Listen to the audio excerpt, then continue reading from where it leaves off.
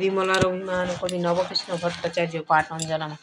খাবো না তো আমি দাদাকে অতটা ক্ষীর, অতখানা অবনি আমার বেলায় বুঝি ক্ষীর মাত্র নামে।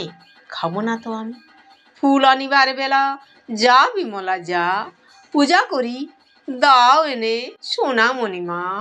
কাঁদিলে দুরন্ত খোকা রাখা তারে ভা, তার বেলা ও বিমলা নে মা একবার। ছাগলেতে নোটে গাছ খেলে যে মুড়িয়ে যা মা একবার, গিয়ে দে তো মা তাড়িয়ে। দাদা বসিয়াছে খেতে দাও তো মা নুন, পানটা যে বড় ঝাল দে মা এনে চুন। যার যত ফরমাস সব তুমি করো, তাতে তুমি বিমলাটি বাঁচো আর মরো। খাবারটি আসে যেই আর তার মনে নেই, তার বেলা রাধু মাধু রামি বামি স্বামী।